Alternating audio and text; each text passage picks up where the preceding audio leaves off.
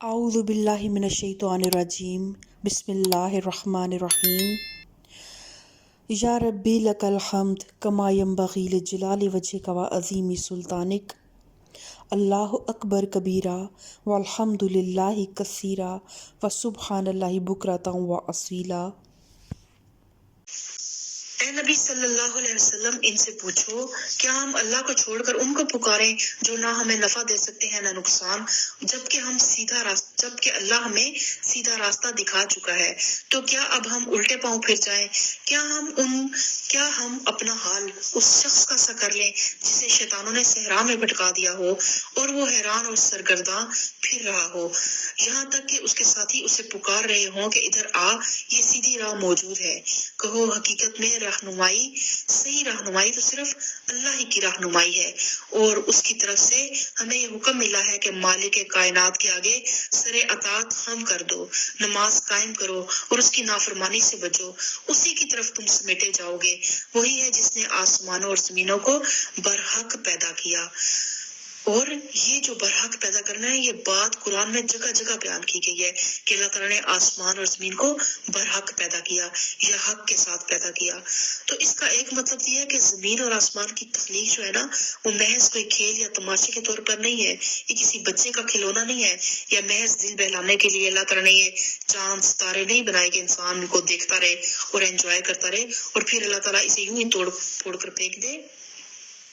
دراصل یہ ایک نہایت سنجیدہ کام ہے جو حکمت کی بنا پر کیا گیا ہے، اور ایک مقصد عظیم اس کے اندر کار فرما ہے، اور اس کا ایک دور گزر جانے کے بعد اور پھر اس کے بعد اللہ تعالیٰ جن لوگوں نے اس زمین اور آسمان کے درمیان وقت گزارا ہے ان کے پورے کام کا حساب لے گا۔ اور دوسرا مطلب یہ ہے کہ اللہ نے یہ سارا نظام کائنات جو ہے نا، وہ حق کی ٹھوس بنیادوں پر قائم کیا ہے، عدل اور حکمت اور راستی کے قوانین پر، اور اسی پر ہر چیز مبنی ہے۔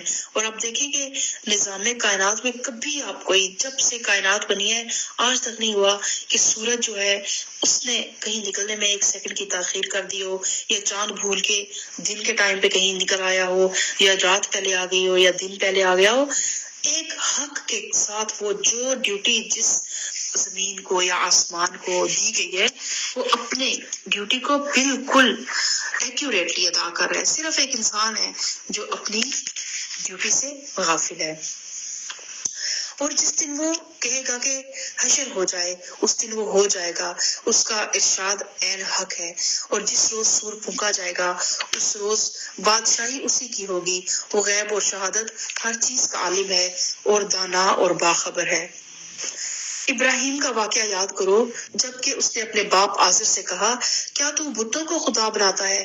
میں تو تجھے اور تیری قوم کو کھلی گمراہی میں پاتا ہوں۔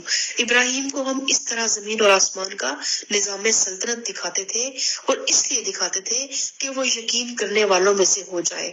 چنانچہ جب رات اس پر طاری ہوئی تو اس نے ایک تارا دیکھا اور کہا، یہ میرا رب ہے، مگر جب وہ ڈوب گیا تو بولا، ڈوب جانے والوں کو تو میں گرویدہ نہیں ہوں۔ پھر جب چاند چمکتا نظر آیا تو کہا کہ یہ میرا رب ہے، مگر جب وہ بھی ڈوب گیا تو کہا، اگر میرے رب نے میری رہنمائی نہ کی ہوتی تو میں بھی گمراہ لوگوں میں شامل ہو گیا ہوتا۔ پھر جب سورج کو روشن دیکھا تو کہا، یہ ہے میرا رب، یہ سب سے بڑا ہے، مگر جب وہ بھی ڈوب گیا تو ابراہیم پکار اٹھے، اے برادران قوم، میں ان سب سے بیزار ہوں جنہیں تم خدا کا شریک ٹھہراتے ہو۔ تو جس انسان نے نصیحت اور ہدایت لینی ہوتی ہے نا، تو ابراہیم علیہ السلام پہ کتاب کوئی نازل ہوئی یا نہیں ہوئی اس کے متعلق ہمیں نہیں پتا، انہوں نے ان چاند، ستاروں، سورج، انہی چیزوں سے اپنے رب تک وہ رسائی حاصل کر گئے۔ تو جس انسان نے رب تک پہنچنا ہوتا ہے، اس کے پاس صبح سے لے کر رات تک بہت سی نشانیاں ہیں۔ اے برادران قوم، میں ان سب سے بیزار ہوں جنہیں تم خدا کا شریک ٹھہراتے ہو۔ میں نے تو یکسو ہو کر اپنا رخ اس ہستی کی طرف کر لیا ہے جس نے زمین اور آسمان کو پیدا کیا ہے، اور میں ہرگز شرک کرنے والوں میں سے نہیں ہوں۔ اس کی قوم اس سے جھگڑنے لگی تو اس نے قوم سے کہا کہ کیا تم لوگ اللہ کے معاملے میں میرے سے جھگڑتے ہو؟ حالانکہ اس نے مجھے راہ راست دکھا دی ہے، اور میں تمہارے ٹھہرائے ہوئے شریکوں سے نہیں ڈرتا۔ ہاں، مگر میرا رب کچھ چاہے تو وہ ضرور ہو سکتا ہے۔ میرے رب کا علم ہر چیز پر چھایا ہوا ہے، پھر کیا تم ہوش میں نہ آؤ گے؟ اور آخر میں تمہارے ٹھہرائے ہوئے شریکوں سے کیسے ڈروں جبکہ تم اللہ کے ساتھ ان چیزوں کو خدائی میں شریک بناتے ہوئے نہیں ڈرتے جن کے لیے اس نے تم پر کوئی سند نہیں نازل کی۔ ہم دونوں فریقوں میں سے کون زیادہ بے خوفی اور اطمینان کا مستحق ہے؟ یعنی کہ تم اللہ سے نہیں ڈرتے جو پوری کائنات کا رب ہے، تو میں تمہارے ان بتوں سے ڈر جاؤں جنہیں تم خود اپنے ہاتھوں سے بناتے ہو۔ بتاؤ اگر تم کچھ علم رکھتے ہو تو حقیقت میں تو امن انہی کے لیے ہے، اور راہ راست پر وہی ہیں جو ایمان لائے اور جنہوں نے اپنے ایمان کو ظلم کے ساتھ آلودہ نہیں کیا۔ اور ظلم کیا ہے؟ شرک۔ ان الشرک لظلم عظیم۔ تو یہاں پہ جو ظلم ہے یہ شرک کے معنی میں آیا ہے۔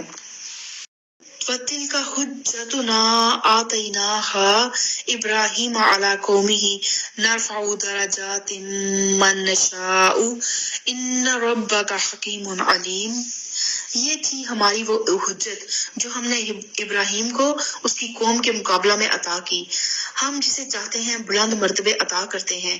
حق یہ ہے کہ تمہارا رب نہایت دانا اور علیم ہے۔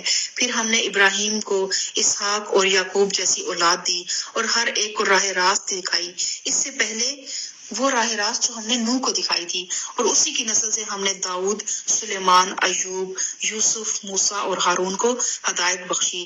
اسی طرح ہم نیکوکاروں کو ان کی نیکی کا بدلہ دیتے ہیں۔ اسی کی اولاد سے زکریا اور یحییٰ اور عیسیٰ اور الیاس کو راہیاب کیا، ہر ایک ان میں سے صالح تھا۔ ان کے خاندان سے اسماعیل، الیسع اور یونس اور لوط کو دکھایا۔ ان میں سے ہر ایک کو ہم نے تمام دنیا والوں پر فضیلت عطا کی تھی۔ نیز ان کے آباء و اجداد اور ان کی اولاد اور ان کے بھائی بندوں میں سے بہتوں کو ہم نے نوازا، انہیں اپنی خدمت کے لیے چن لیا اور سیدھے راستے کی طرف ان کی رہنمائی کی۔ یہ اللہ کی ہدایت ہے جن کے ساتھ وہ اپنے بندوں میں سے جس کو چاہتا ہے رہنمائی کرتا ہے۔ لیکن اگر کہیں ان لوگوں نے شرک کیا ہوتا تو ان کا سب کیا کرایا غارت ہو جاتا۔ وہ لوگ تھے جن کو ہم نے کتاب اور حکم اور نبوت عطا کی تھی۔ اور یہاں انبیاء علیہ السلام کو 3 چیزیں عطا کیے جانے کا ذکر ہے۔ ایک کتاب یعنی اللہ کی طرف سے ہدایت نامہ، دوسرا حکم یعنی اس ہدایت نامے کا ایک صحیح فہم اور اس کے اصولوں کو معاملات زندگی پر منطبق کرنے کی صلاحیت، اور مسائل حیات میں فیصلہ کن رائے قائم کرنے کی خدا داد قابلیت، اور تیسری نبوت یعنی یہ منصب کہ وہ اس ہدایت نامہ کے مطابق خلق اللہ کی رہنمائی کریں۔ تو سادہ الفاظ میں یہ ہے کہ اللہ تعالیٰ نے ان کو یہ سب تینوں چیزیں دی تھی، تو اللہ تعالیٰ نے امت مسلمہ کو بھی پھر یہ کتاب دی ہے۔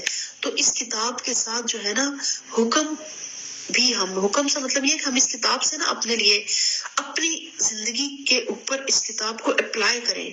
ہماری زندگی کا جو حالات ہیں ہم نے ان حالات میں اس کتاب سے رہنمائی لینی ہے، اصول اخذ کرنے ہیں، اپنے لیے سلوشنز ڈھونڈنے ہیں، اور اپنی زندگی کو ہم نے موو آن کرنا ہے اپنی زندگی میں۔ اور یہ قرآن اتنا بڑا معجزہ ہے کہ پوری کائنات میں جتنے لوگ ہیں، ہر انسان جس بھی مسئلے میں دوچار ہے، جس بھی مسئلے میں گرفتار ہے، وہ اپنی اور اس کی زندگی جہاں پہ بھی جیسی بھی وہ گزار ہے نا، ہر انسان کی زندگی کے لیے اس قرآن میں رہنمائی موجود ہے، اور وہ اس کی روشنی میں اپنی زندگی کو بہترین انداز سے گزار سکتا ہے۔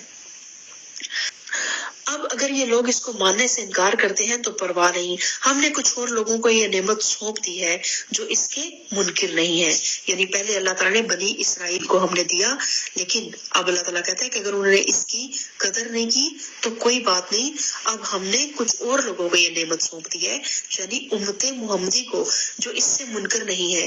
اے نبی صلی اللہ علیہ وسلم، وہی لوگ اللہ کی طرف سے ہدایت یافتہ تھے، انہی کے راستے پر تم چلو، اور کہہ دو کہ میں اس تبلیغ و ہدایت کے کام پر تم سے کسی اجر کا طالب نہیں ہوں، یہ تو ایک عام نصیحت ہے تمام جہان والوں کے لیے۔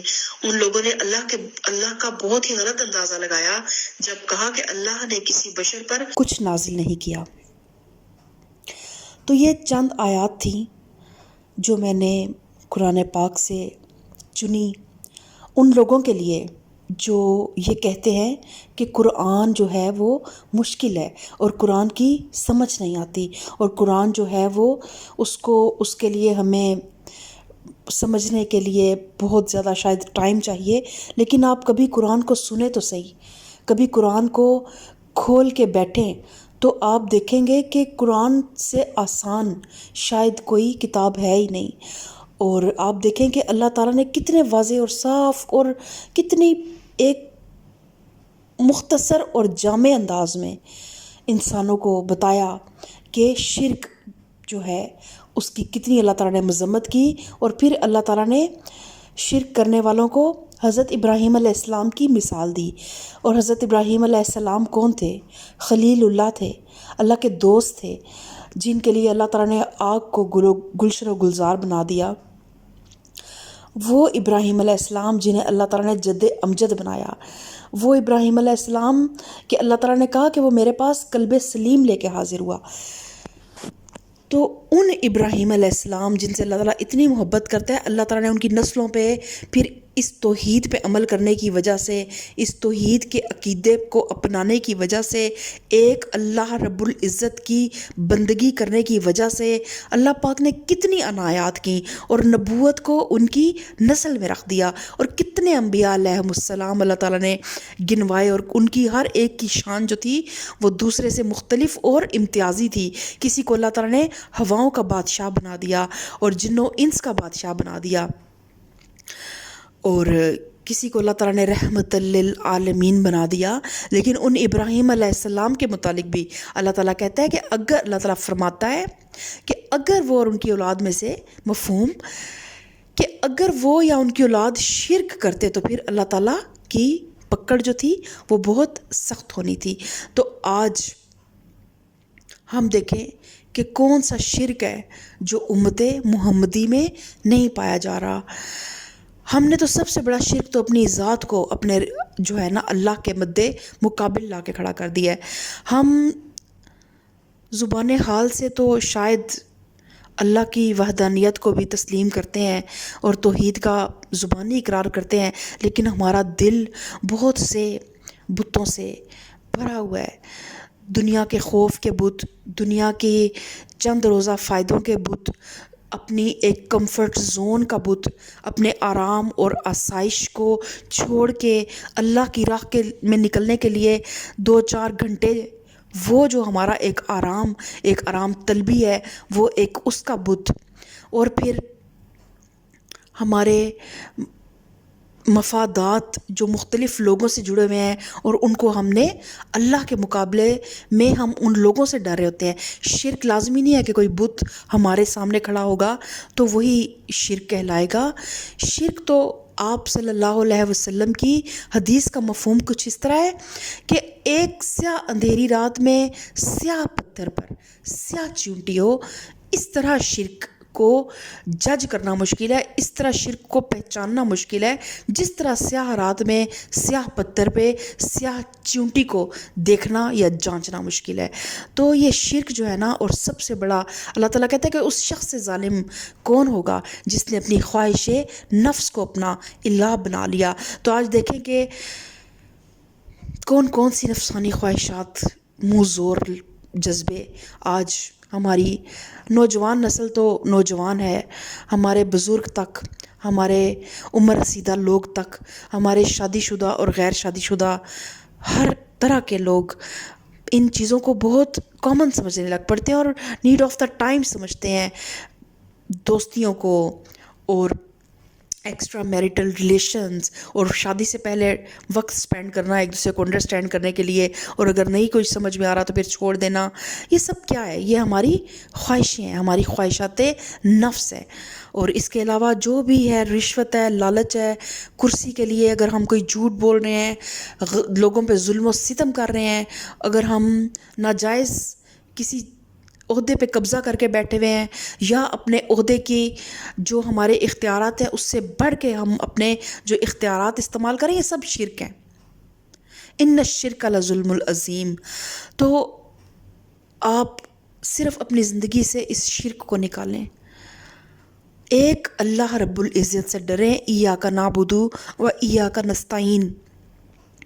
آغاز بہت مشکل ہے لیکن اللہ تعالیٰ اپنے پیاروں پہ پھر اس طرح انعام نازل فرماتا ہے جس طرح اللہ تعالیٰ نے حضرت ابراہیم علیہ السلام اور ان کی آل پر انعامات نازل فرمائے، اور اللہ تعالیٰ اسی طرح نبی کریم صلی اللہ علیہ وآلہ وسلم اور ان کی آل پر بھی انعام اور اکرام نازل فرمائے۔ آمین ثم آمین۔ سبحان ربک رب العزت عما یصفون وسلام علی المرسلین والحمد للہ رب العالمین۔